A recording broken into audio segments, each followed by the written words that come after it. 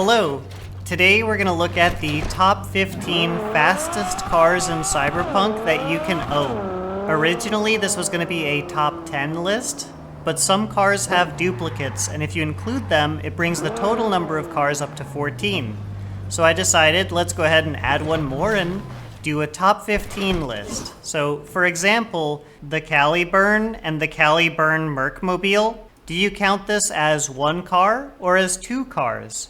I'm counting them as two cars because even though their performance is identical, they are two different cars that you can own. So here are the top 15 fastest cars that you can own in Cyberpunk. At least around my testing track in the northern area of the map, kind of up near where the oil fields are. There's this area where vehicles don't spawn, and this is where I am testing the cars. Starting with the Riptide Terrier. Barely making it to position 15, it beat out the high-end Xions by 0.02 of a second, and those are some of the best driver's cars in the game. So is the Terrier a better driver's car? Absolutely not. This is a rear-wheel drive car that understeers like a pig, and as soon as you get on the throttle, it wants to just snap oversteer. The only way that I was able to manage this car around the track is by doing weight transfers. And that's interesting, because that's a realistic technique. Now, I've played a couple of games during my time, and I feel like I have a pretty good feeling for simulated realism. So in terms of the cars that I think are the most realistic in Cyberpunk, number 1 would be the Turbo R740, number 2 would be the Turbo R VTEC, and number 3 would be the Riptide Terrier. At least in terms of rear-wheel drive cars. So if you're ever interested, if you're driving one of these cars, go ahead and switch to first person, and you'll see that the way the car behaves makes a lot more sense in first person. The braking zones, the distances, the levels of grip, it all matches your kind of expectations of speed. So that's the redeeming quality about this car. If you're looking for a car to drive around in first person, I would still recommend either version of the Turbo R. But that's the Riptide Terrier, and it is 15 on our list. Type 66 Cthulhu. This is the car driven by the evil corpo Samsung in the Claire side quests. This car becomes available once you complete those side quests. You'll either have to purchase it from AutoFixer, or I think if you get the good outcome to the side quests, you might be able to get it for free.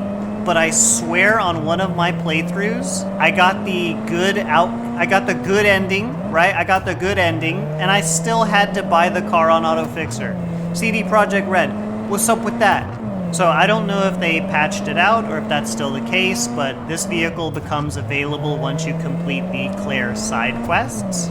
This is one of the more powerful rear-wheel drive Type 66 variants. It comes in with 666 horsepower, very scary, compared to something like the 680TS or the Gen Rowling, which is 616. This car has a nice turn-in, but is prone to oversteer, so on corner exit it requires a delicate approach in terms of throttle and steering in order to make it through the corner without losing time. I mentioned before that it's one of the more powerful rear-wheel drive variants, but it's in position 14 because it is not the most powerful rear-wheel drive variant. Switching to an all-wheel drive variant of the Type 66, the Hoon, this is a car that you can get for free. Around this starting area of my testing track in one of these warehouses, it will be sitting in there. You just come up to it, Johnny will say something, you look for the keys, and then you can unlock the doors and the car becomes yours. This car was added to the game out of respect and recognition for the rally driver Ken Block, who very unfortunately passed away. He was maybe better known for his stunt driving Gymkhana videos. However, his daughter Leah Block is also into rallying and motorsports, and recently she crashed a Vermont sports car WRX. So you know what? I think I like her already. So, the Hoon. Well, similar to the Cthulhu, it has a nice turn-in but is prone to oversteer on corner exit.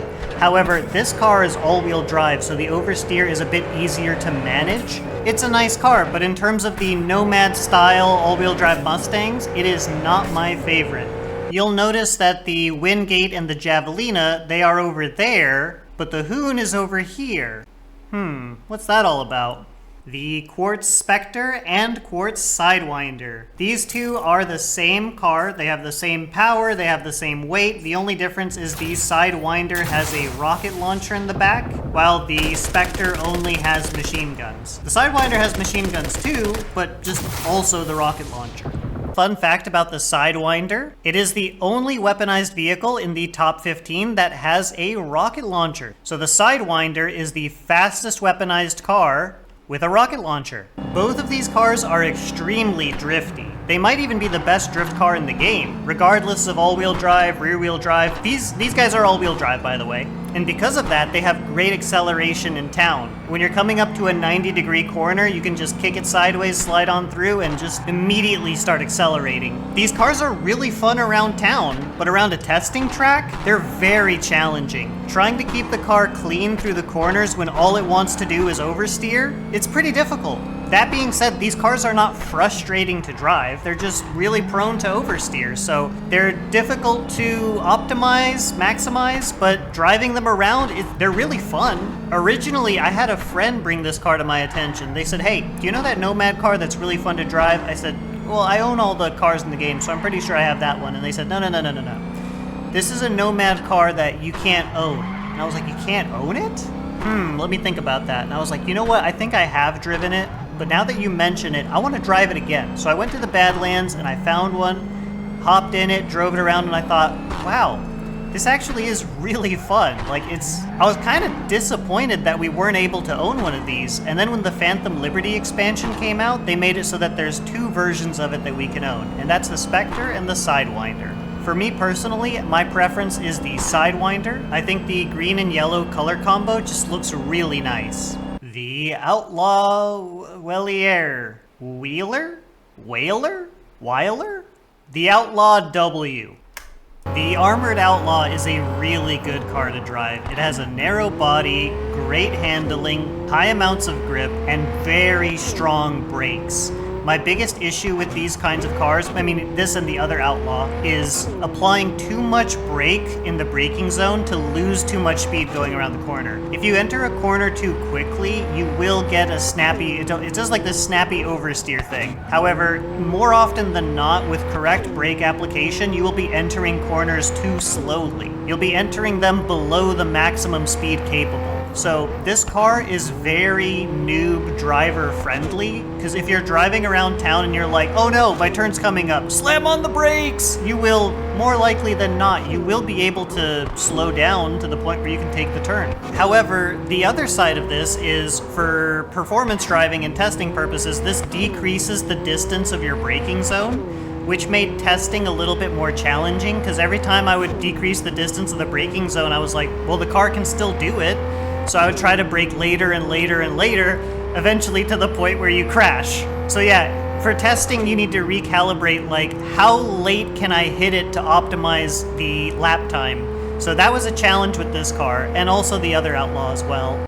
After testing the cars, I write down notes, and I noticed that in my notes for the Armored Outlaw, I wrote that it feels like it has less power and less grip than the default original Outlaw. When you're comparing the two cars in game, they have the same amount of horsepower, but the Armored Outlaw weighs considerably more than the unarmored Outlaw. So I think the difference in weight is what's causing the felt difference in power and grip. Type 66 Avenger. This is the highest horsepower rear-wheel drive version of the Type 66. You thought the Cthulhu was scary with its 666 horsepower, huh?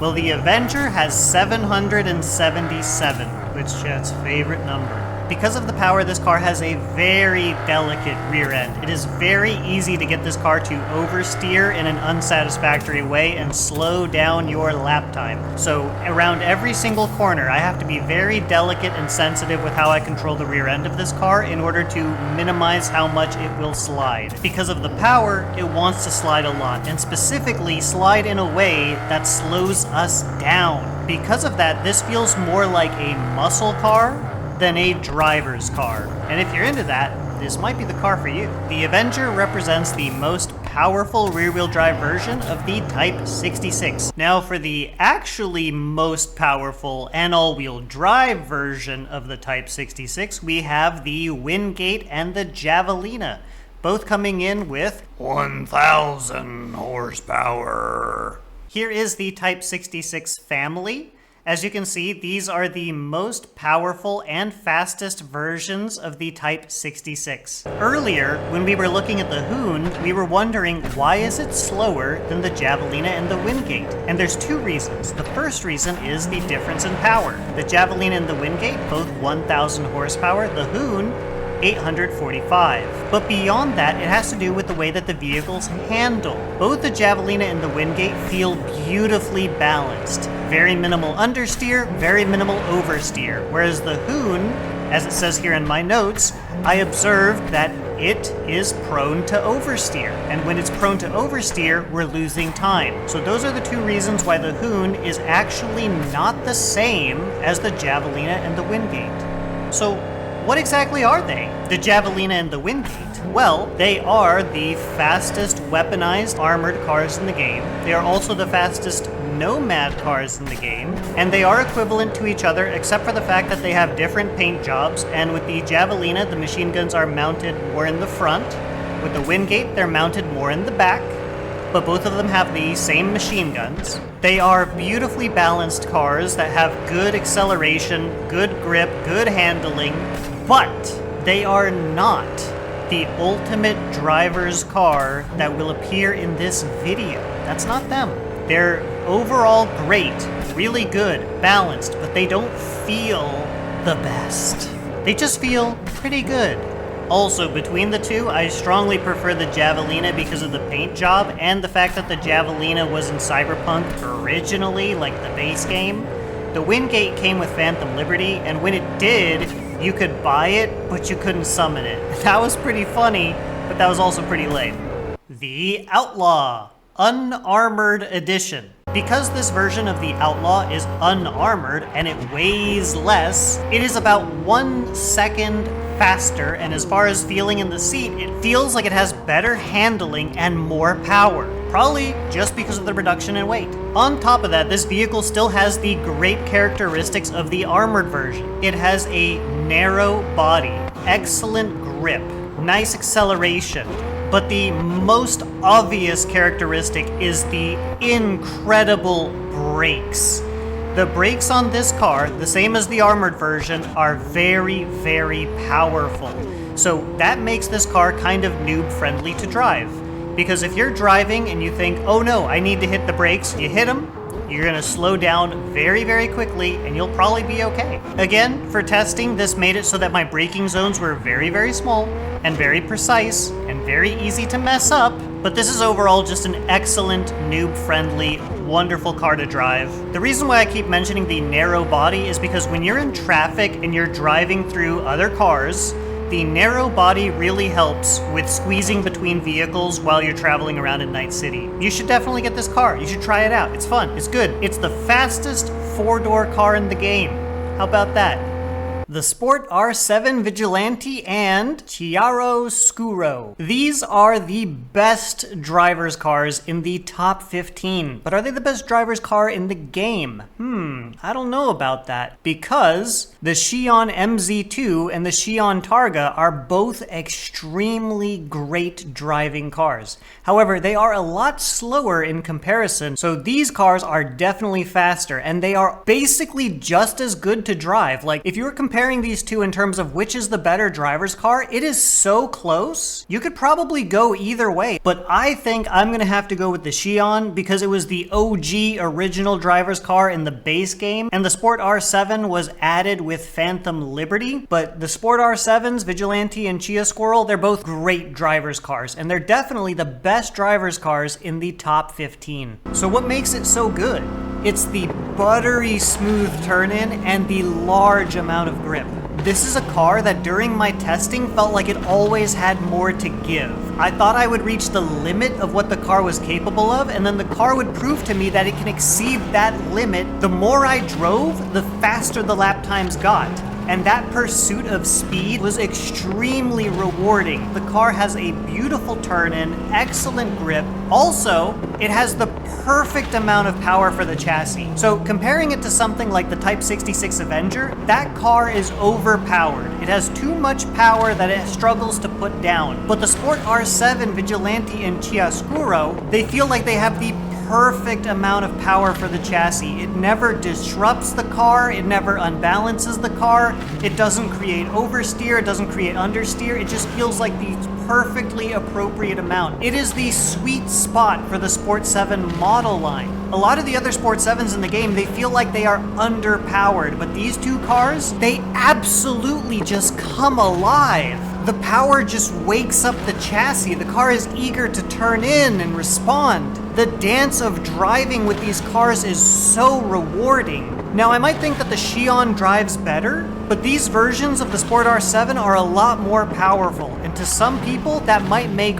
all of the difference. The only bombshell here is that I wish I could tell you this is the fastest rear-wheel drive car in the game around my testing track, but unfortunately, it's not. It is without a doubt the fastest driver's car around my testing track, but the fastest rear-wheel drive car is the Aerondight Guinevere. This is a beautiful, luxurious, expensive car. It reminds me of the Morgan Aeromax, and Morgans are sick. I want to love this car, I really do. But when you're driving it, its dynamics are disappointing. In comparison to the Sport R7, it feels sloppy. The chassis easily gets overwhelmed by the 950 horsepower, causing the car to oversteer on exit. Going into a corner, the brakes feel like they are not strong enough to slow down the car, and while we're making our way through the corner, the levels of grip are below my expectations. The fact that this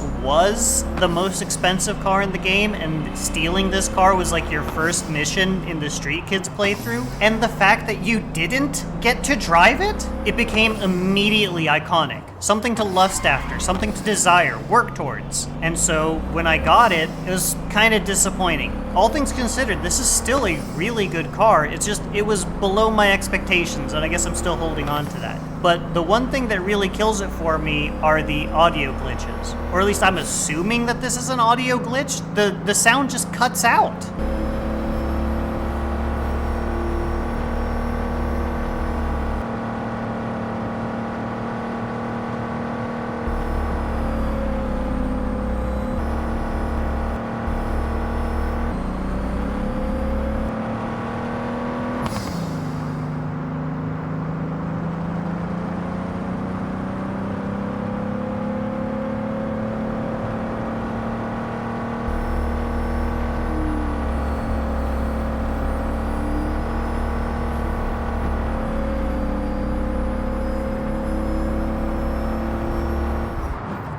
Those kinds of audio disturbances I find really aggravating, and because of that, I just don't drive this car. It's a bug, it shouldn't be happening, and it's a real shame because this is basically the Halo car for the game. Not only is this car in the first Street Kid mission, it's also featured in the music video No Save Point. Carrie Uridine has one of these, and Johnny comments on it. It used to be the most expensive car in the game before the Hellhound was added in Phantom Liberty. This is the Halo car for the game. Why does it have this problem? Also, more importantly, it's the fastest rear-wheel drive car around my track. And that brings us to our number one, and also number two, fastest car around my testing track, the Caliburn. And the Caliburn Murkman. They're both the same car, they're identical. Murkmobile. This is the most powerful car in the game with 1,660 horsepower, and its speed is unbelievable. Some people might look at it and think, it kind of looks like a Bugatti. Well, it doesn't deserve that reputation. It's not that fast, right?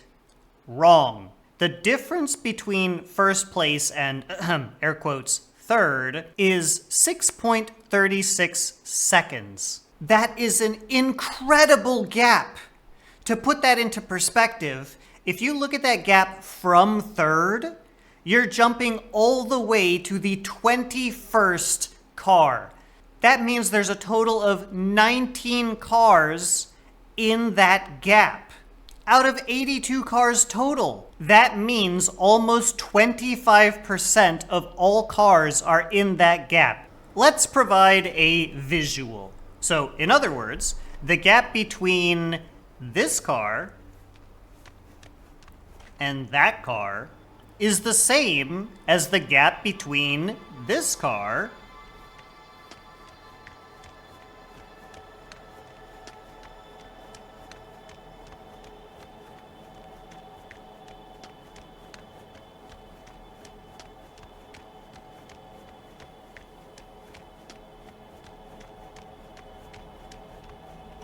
and that car. That is a monumental gap between what is basically first place and second place. The Caliburn is crazy. It's on a whole nother level of performance. This might seem more impressive if the white Caliburn wasn't there, but remember, both Caliburns, performance-wise, are identical. They're basically the same car with the same lap time. The reason why they have different lap times is because I tested each car individually, so each car got their own individual lap time. But theoretically speaking, the Caliburns should be equal to each other.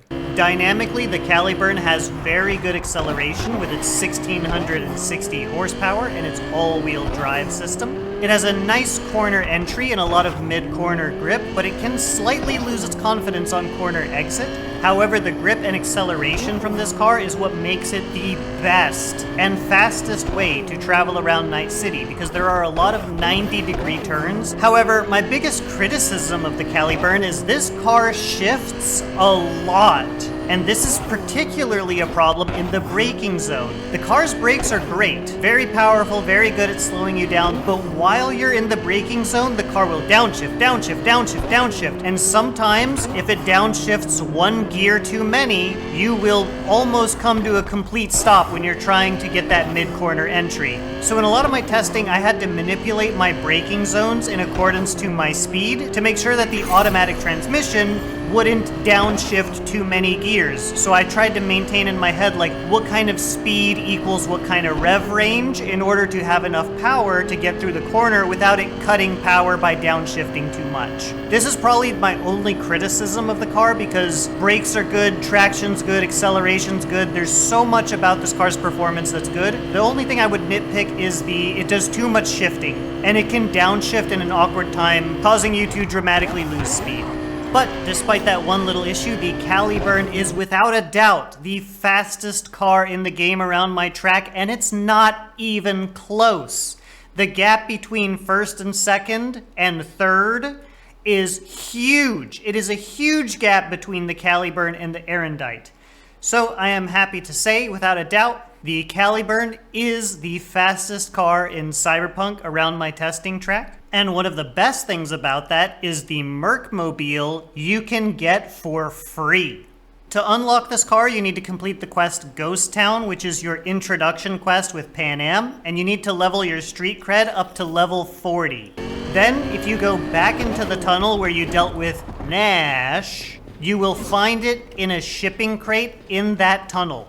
Simply walk up to it, hop in the car, and the car's yours. Lastly, I want to say that this car has one of the highest top speeds in the game, if not the actual highest top speed in the game. The Caliburn is an amazing, awesome, wonderful car, and you should definitely be adding it to your collection. So for the Murkmobile, here's the lap.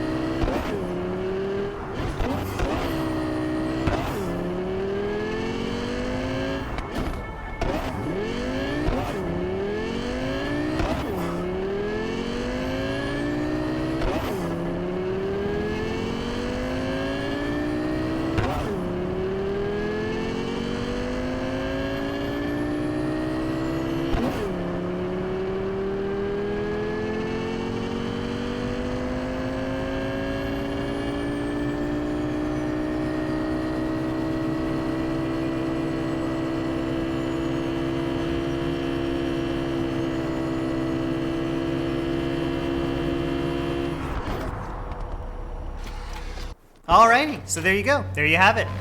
The top 15 fastest cars in Cyberpunk. When I started vehicle testing, this was the main thing that I was curious about. This was the main project that I wanted to do. I hope you guys enjoyed. Thanks for watching, and I'll see you guys in the next one. Bye-bye.